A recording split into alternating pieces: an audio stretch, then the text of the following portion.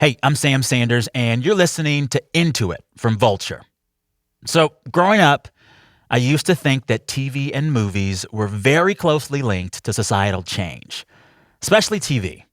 I thought that seeing more black people on TV, more integration, I thought that would make society treat black people better, maybe even pass more civil rights legislation.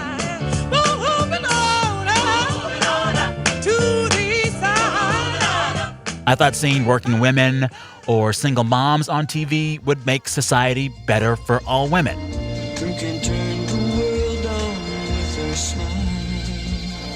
Same with trans visibility, or seeing disabled people on screen, or seeing queer love. I could go on. And also, I should be clear here, this is not just my theory. But this theory doesn't seem to hold anymore when you talk about abortion. You can see a lot more storylines about abortion today. Feels like a lot more than a few decades ago, even though public opinion hasn't really changed in the last 25 years. A majority of Americans still think abortions should be legal. And yet. Yeah. So if I get this right, y'all were deciding to tell this story about abortion in P-Valley right around the time the Supreme Court was signaling that it might rule on Roe v. Wade. How did those timelines correspond? So it was actually the end of 2020, and so I think the Fifth Circuit Court in Mississippi basically were saying, okay, we have to send this up, and so obviously we just did not think that it was going to go all the way to the Supreme Court. You didn't think? Absolutely not. This is Katori Hall. It's that thing of maybe, but like this is federal law. Like there's no way that the state of Mississippi is going to flip, 50 years of progress. We'll hear arguments in number 18, Roe against Wade. And yet, we are here today. Yeah. Roe versus Wade and Planned Parenthood versus Casey haunt our country. And boom, we're in a different America. By all estimates, about half of the states are expected to eliminate the right to abortion. We've got about a half dozen states that have so-called trigger laws that their abortion bans will go into effect either immediately. Katori Hall is a playwright and the creator of P-Valley, a show all about this group of people working at a strip club in the Mississippi Delta. Exactly 1 month after the Supreme Court overturned Roe, P-Valley aired an episode about abortion, about a mother, Mercedes, and her pregnant 14-year-old daughter, Terica. Terica has to decide if she wants to carry to term. Hell, you ain't listening. Look how you ended up. You how many months pregnant? Hold up. How many months pregnant is you even? This episode is based on the Pink House in Mississippi. The Pink House was the only place that provided abortions in the state, and it was at the center of the Supreme Court case that overturned Roe. Between the time P-Valley was working on that episode and when it aired, the episode itself took on an entirely different meaning. Since the Supreme Court overturned Roe v. Wade, abortion has emerged as a key issue in the upcoming midterms. Among voters who say their vote was impacted by the ruling, 69%. So what happened to my theory? This week, as we near the midterms, I want to take some time and chat about all of this, knowing that abortion is the one issue that could flip everything. We're going to talk about why abortion challenges my idea that representation on screen can change things. And we'll talk about what it would take for on-screen portrayals of abortion to actually make a change in the real world. But first, we're going to go deep on that P-Valley episode with Mercedes and Terica and how they deal with abortion. Because the episode really stuck with me. The United States are admonished to draw near and give their attention, for the court is now sitting. God save the United States and this honorable court.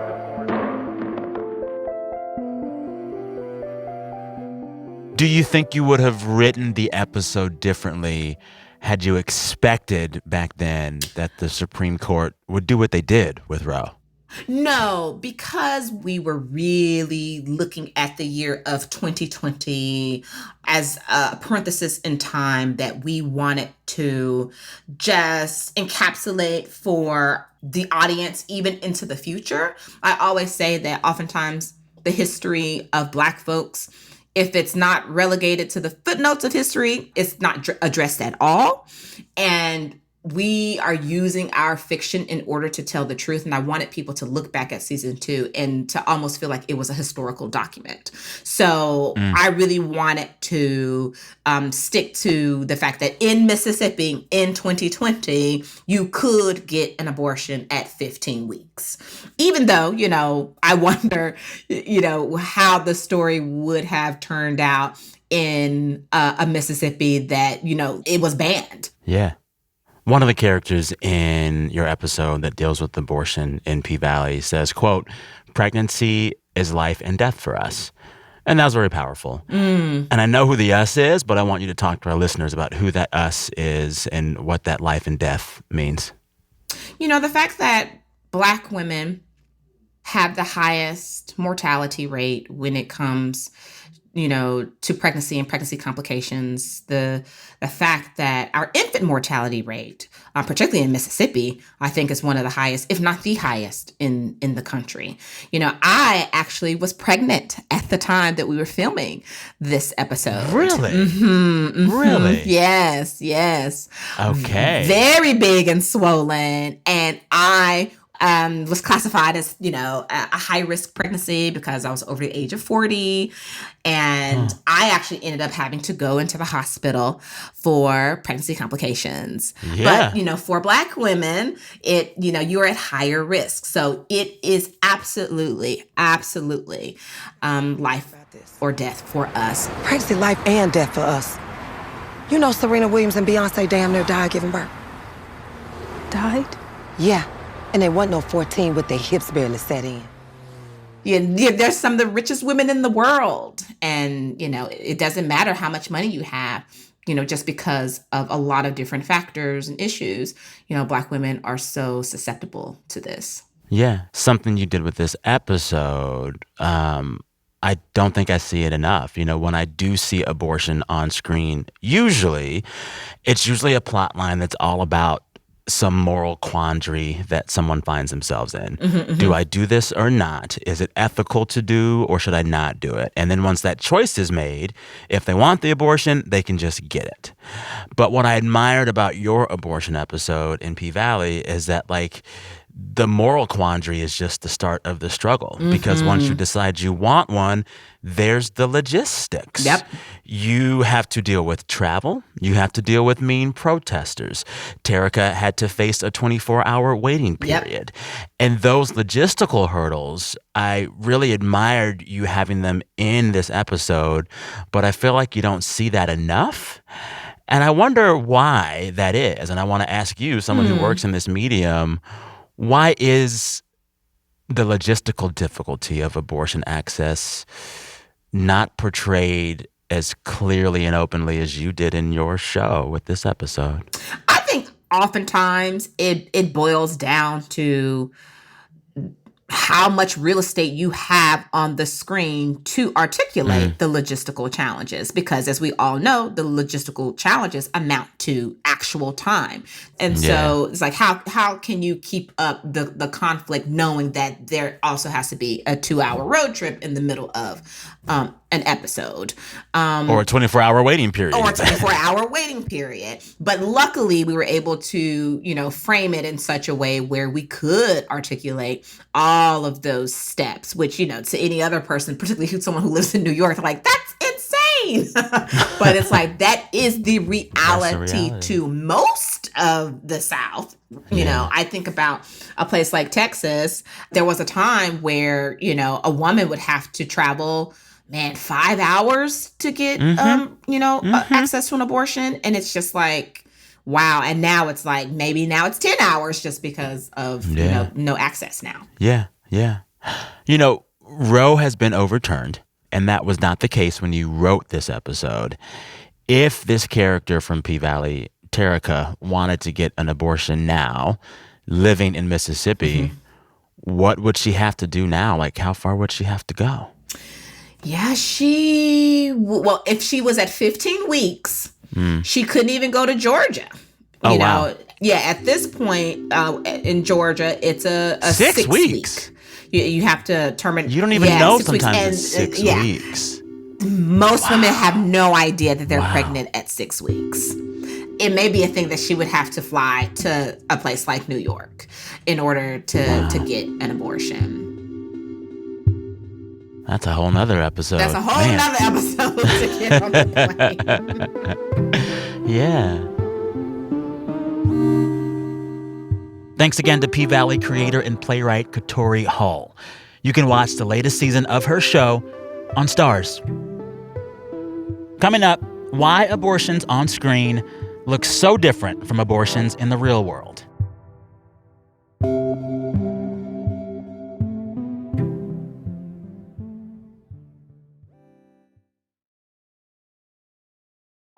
We just talked about an episode of TV that got a lot right about abortion. The ambiguities of it all, the logistical challenges, all the ways, material and emotional, in which abortion can be really, really complicated. But the thing about that very good episode of P-Valley is that it's an outlier. Most depictions of abortion on screen these days, they don't usually have a lot in common with the way real abortions play out in the real world. Steph Herold studies that difference, and she wrote about it last year in the LA Review of Books. Her piece is called Increased Visibility, Increasing Restrictions: Abortion on TV. In her piece, Steph wrote, quote, "Television has yet to meaningfully and consistently depict the hurdles that most people encounter in order to obtain abortion." I asked Steph why that's the case and if it will ever change. When we look at depictions of abortion on screen now in TV and movies, what is the biggest difference now between how they happen on TV and movies and how they happen in the real world? There are a lot of really big differences. So the first one, well, there's this general perception that there aren't a lot of abortion plot lines on TV and film. And that's actually not true, right? There's actually a long history of abortion on film, actually going back all the way to the early 20th century, to the early silent films. Yeah, there were early silent. Yes. Which silent movie? I'm very curious. Oh, there are actually quite a few. There's one, the earliest one that we know about is from 1916, and it's this film called Where Are My Children? And it's this, super racist, very anti-abortion film that kind of loosely follows the trial of Planned Parenthood founder Margaret Sanger. It's kind of loosely based on that. Yes. Okay. Yes, and it kind of, portrays this woman who's helped her friends get these safe illegal abortions as this, selfish woman who's depriving her husband of children. So that, kind of sets the tone for all future silent abortion movies, of which there are a couple. But also goes along with this trend that we've seen over the last century, even that abortion is often, portrayed as extremely unsafe, even when you get to the era of, post-Roe abortion depictions. Abortion is one of the safest outpatient procedures in the U.S. Less than 0.25% of abortions result in any kind of major complication. And if you compare that to another kind of outpatient procedure, like a tonsillectomy, it has a 9% complication rate. Wow. But on TV, about 18% of abortions result in a major complication. So, over 70 times the actual complication rate.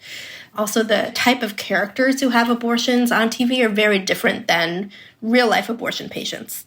So the majority of characters who have abortions on TV are white, are wealthy, they're not raising kids at the time of their abortion.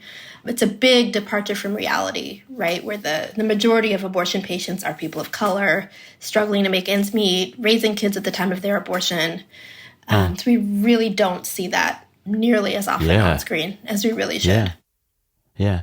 Another thing that was in your piece in the LA Review of Books that I found really interesting, you pointed out that the majority of characters who are experiencing abortion on screen today, TV or movies, they don't ever encounter too many barriers to get it or hurdles that are financial or traveling, et cetera, they can just get it if they want it. When in actuality, it ain't that simple usually. Exactly, right. I think we found something like 66% of characters, something like that, who have abortions on screen don't encounter any barriers at all. So when they decide they want an abortion, they can kind of walk into the clinic and get one. And often the barrier that we see are the protesters in front of the clinic. That's kind of a mainstay. But we don't see the, logistical, financial, legal hurdles that really make up the experience of getting an abortion in the U.S. today. Yeah. So then, if those differences exist, if the version of abortion that we see on screen is actually quite different from the way abortion plays out in the real world, how much does it matter?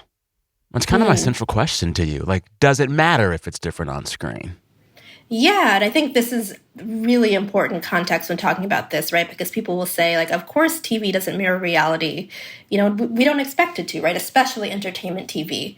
But the truth is people spend a lot more time watching TV and thinking about, the characters that they know and love and getting information there than they do reading about all of the abortion laws in their state, textbooks and journal articles about abortion safety.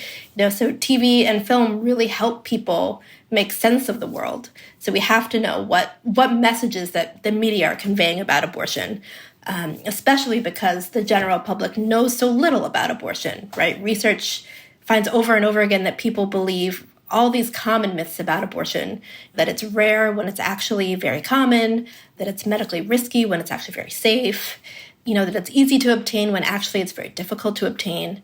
A lot of people don't know about the abortion laws and restrictions in their states or are deeply confused about them, right? Especially now, I can imagine, right? Because it changes day by day. Literally. Literally, yeah. So TV and film can really, address and challenge some of this misinformation and give people a glimpse into, who gets abortions and why and help people grow that empathy. Yeah. So one of the things I feel like we're taught to think about popular culture and pop culture and TV and movies and the things that we watch is that things on screen can potentially have a positive effect in the real world. So in the 60s, if there are TV shows that show blacks and whites getting along, it can help with real integration. Or some 20 years ago, watching Will and Grace and watching that show be gay can help move the needle on things like gay marriage. But in your research, you found that depictions of abortion on screen are up, but also over the last decade and the last several years more than that, we have seen more abortion restrictions. The Supreme Court overturned Roe. Abortion is more restrictive right now than it was 40 years ago on average, even as depictions of abortion on screen are increasing. So either these depictions aren't having an effect at all, or they're perhaps having the exact opposite effect of what creators want. Which is it? It's hard to get at the truth there. And I think there's something that's really appealing about thinking that, if only we see more of this on TV, that will go from a straight line into culture and policy. But, the reality is a lot more messy in a lot of different ways. Like, first, I think, the way that we watch TV now and consume TV is just so different than it has been in the past. Like the number of streaming networks, the amount of channels, the way that you can watch, TV on your phone, on your computer, on an actual TV, it's just very challenging to say or to expect one or two shows to have this giant effect on the entire population. So I think that's one piece. And I think another piece that I think is really challenging for us as reproductive health rights and justice supporters is that abortion is, for some aggravating reason, really hard to change people's minds on. Well, all the poll numbers, it kind of seems like Americans have made their mind up on abortion and if they support it or not, and that needle rarely moves. Whereas with things like interracial marriage or gay marriage or immigration rights or any number of things, you can see big opinion shifts in America in the span of a few years or months sometimes. Why is abortion so hard to move the needle on, even with more depictions of it on screen and other things as well? Yeah, I think there are a couple of things going on. I think with a lot of those other issues that you mentioned, it's the movements have really been about supporting people for who they are, right? Marriage equality, it's like you love who you love, right? Immigration, it's you know somebody, who comes from an immigrant family. Those issues are very much about who people are and loving them no matter what, regardless of what, if that message rubs you the wrong way or not. But abortion is something you do. It's not who you are, right? So I think that is something that's tricky, even when it comes to portrayals of abortion on screen, right? Often when a character has an abortion, it's one piece of their story. It's not their entire story. It's not even the entire TV show.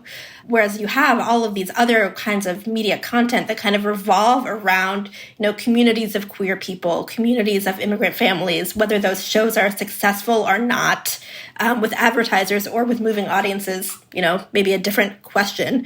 But there are no shows that focus specifically on abortion as an identity and really connecting abortion to those values that Americans really gravitate towards, like freedom, independence, family, love. Like, so far, abortion is really not connected to those. Yeah. I want to talk about if you were in a writer's room and you wanted to write an abortion plot line that moved the needle the most with the folks who needed to see it, and sharing information and plot that would make them more supportive of abortion, like, what would you write and who would you write it for and what format? Movie, TV? Like, tell me your pie in the sky abortion plotline. Wow, pie in the sky abortion plotline. Well, I think honestly I would want a whole abortion TV show. A whole abortion TV show. Do you think that's a thing that any studio would pick up?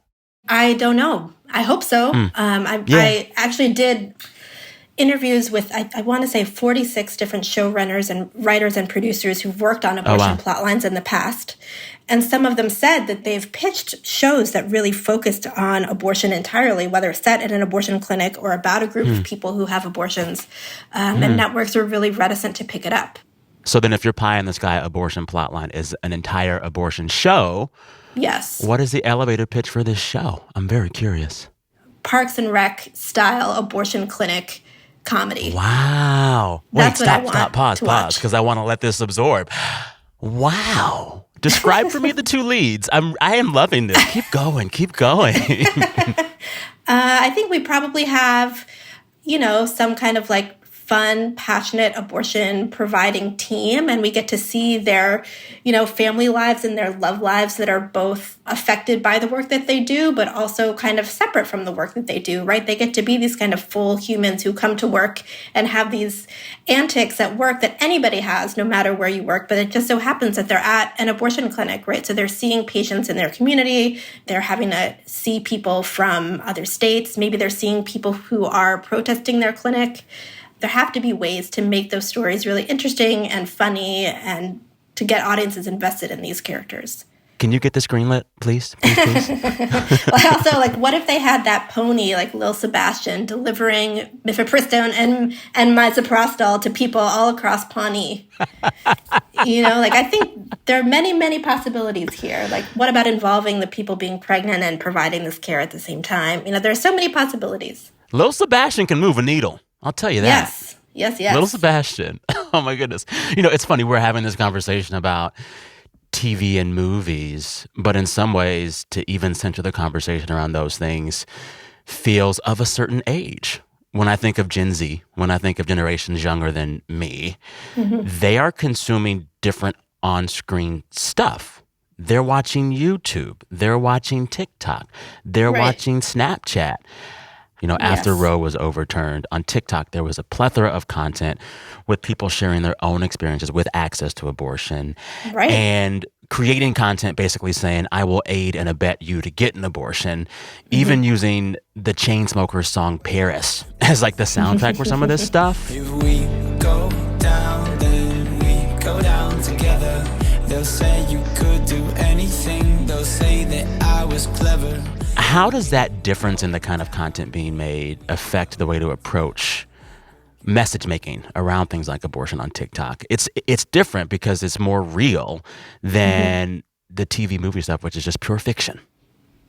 Yeah, that's very, very, very true and very apt. And I think kind of similarly, it's all about different audience segmentation, right? There are people who are watching TikTok who are seeing all of that amazing abortion content who would not watch a lot of the, mainstream TV shows that have a couple of abortion plot lines sprinkled in, if that.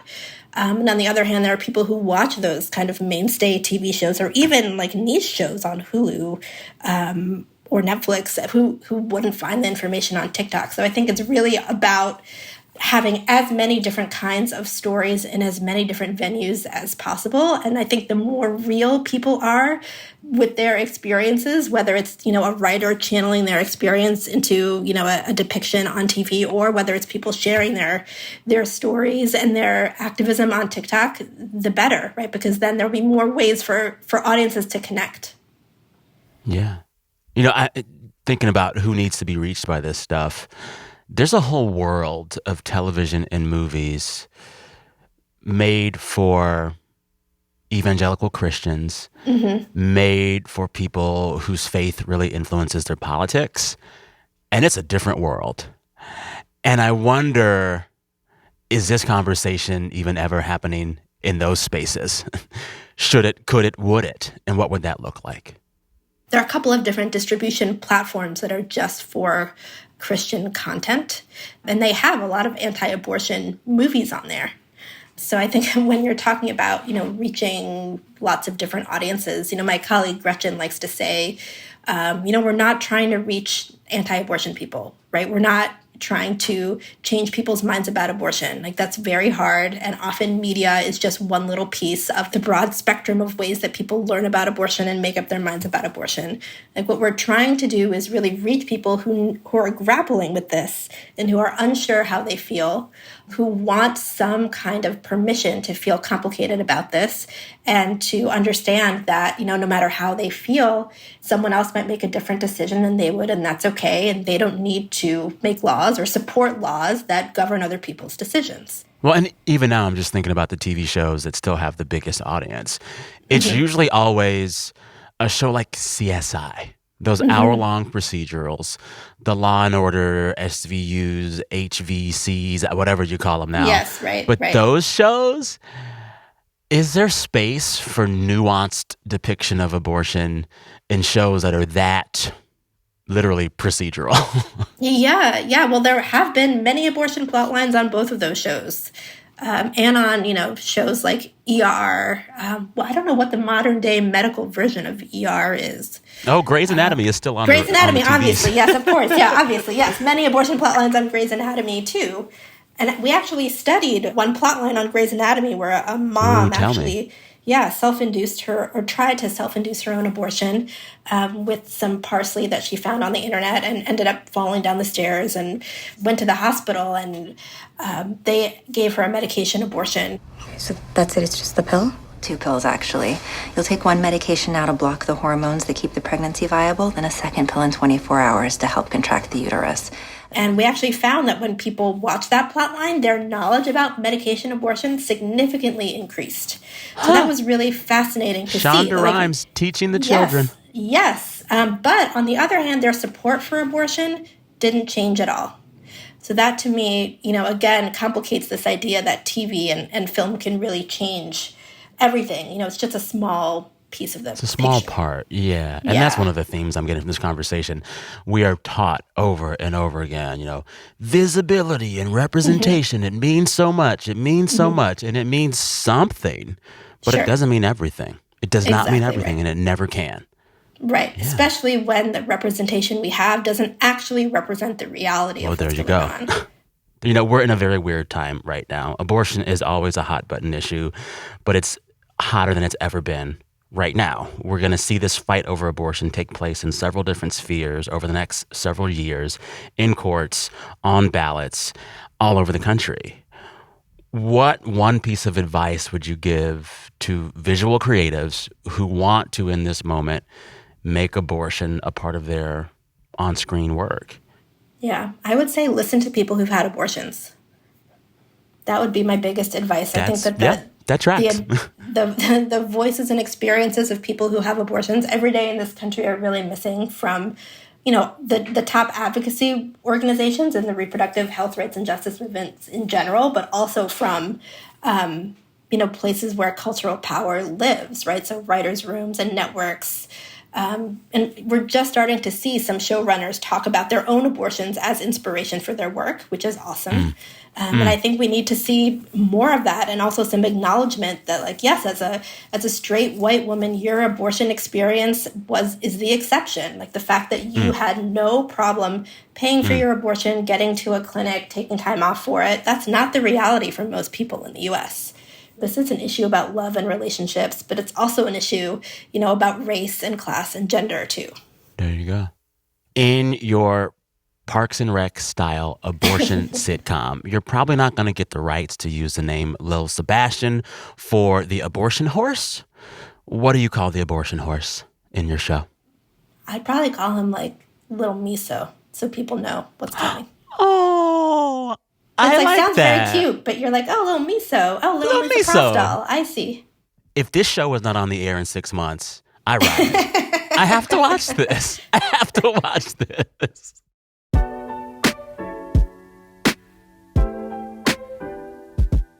Thank you for sharing your knowledge, and thank you for the work that you're doing. It's vital. I appreciate you. Oh, thank you. Thanks for having me on and for letting me talk on and on about this. Really appreciate it.